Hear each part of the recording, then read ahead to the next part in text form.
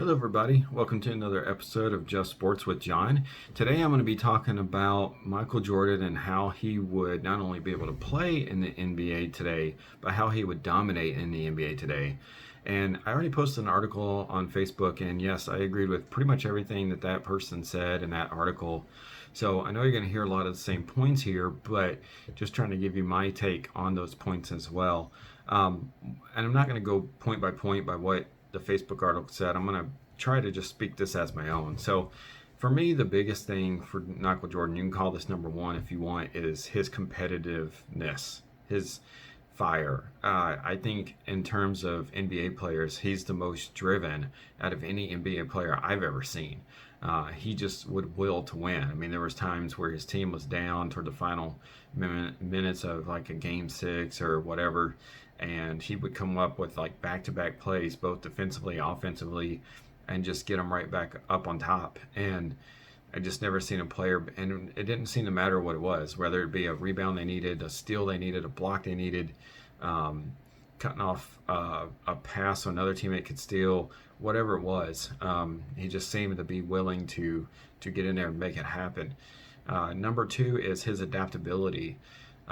Goes right along with his competitive. He was so competitive that when he was told he couldn't shoot, when he was told he couldn't do these certain things, shoot threes, whatever, he adapted to that situation.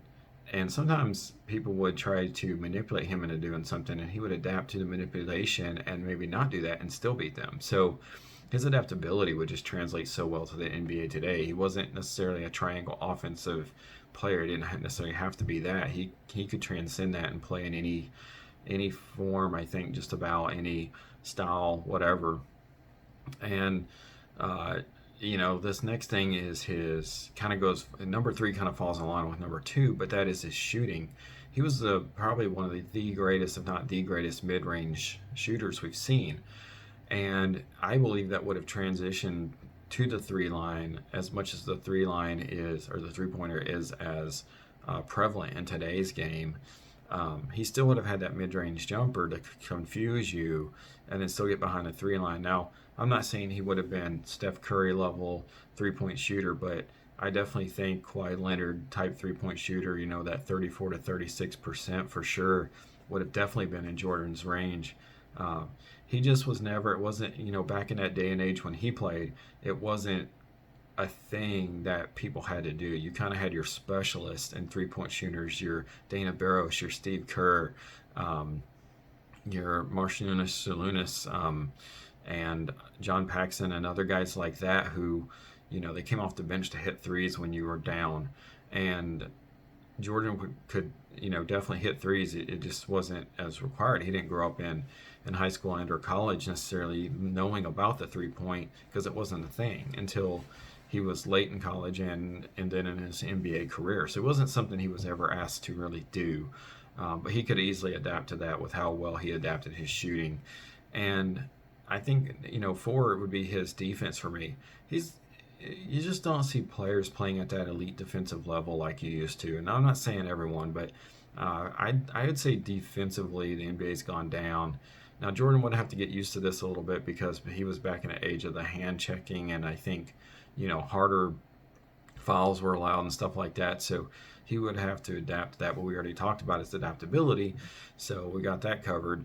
But I think defensively, would make, you look at somebody like Kawhi Leonard, who's really good defensively, and imagine Jordan and his drive and adaptability with that. I think, and then lastly, I think that his vision, his core vision, he could easily play the point guard position if he wanted to. He could see things unfold, and along with his drive and determination, he just had that knack for what was going to happen on court or where to go and sneak a rebound away from a big center, whatever you make it. I just think all these traits that define Jordan would not only make him a great player in today's NBA, but I think he still would be the best.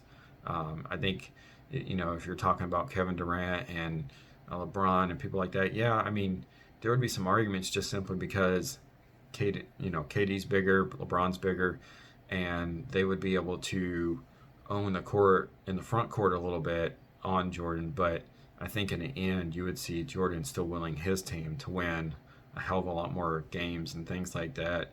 And he wouldn't be quitting on plays. He probably wouldn't be sitting out as much. I don't think he'd buy into this theory of sitting out games, um, like these players are doing today. So, I think that too.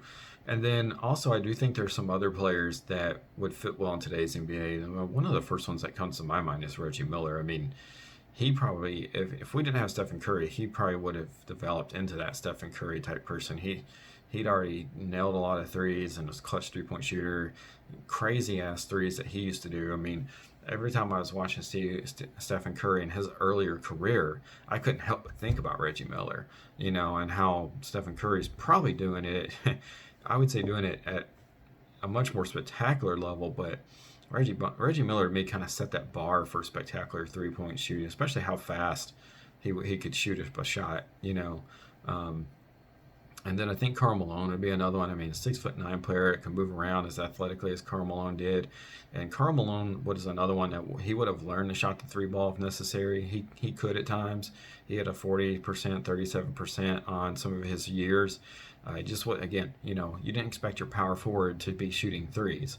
So, it's just another asset to his game. Big, strong, athletic. I think a guy like Hakeem Olajuwon would be extremely valuable in today's NBA. There was another guy that wasn't really asked to shoot the three. I mean, back in that NBA day, you didn't have centers to shooting threes. But Olajuwon could do it all. I mean, his athleticism, his dream shakes. If you haven't seen that, look that up. You know, and his passing. I thought Olajuwon's passing was, I wouldn't say underrated, but probably not as appreciated as it should have been. Guys like that, I think, probably Scottie Pippen, I think, would make for an even bigger superstar than he was, especially if he wasn't necessarily on Jordan's team. I think a guy like Clyde Drexler would be a superstar in this day and age. I have no doubt in my mind that somebody like Alonzo Mourning and Gary Payton would be superstars in this day and age, especially Gary Payton with his tough defense. He would be very good. And I think probably somebody like Joe Dumars, Mark Jackson. Trying to think of who else. David Robinson for sure. Tim Duncan for that matter as well. Probably somebody like, well, anyway, those guys come to my mind. I'm sure there's a lot more I'm leaving out right now, but John Stockton, another one, Sean Kemp. So I keep going on and on, but I think those guys would all be superstars in today's NBA if they played. They all have adaptability traits. They all had things that they weren't really asked to do that they could easily start doing. But anyway, that's my video, and I hope you guys enjoyed it. Don't forget to subscribe right here, and we'll see you guys next time. Bye.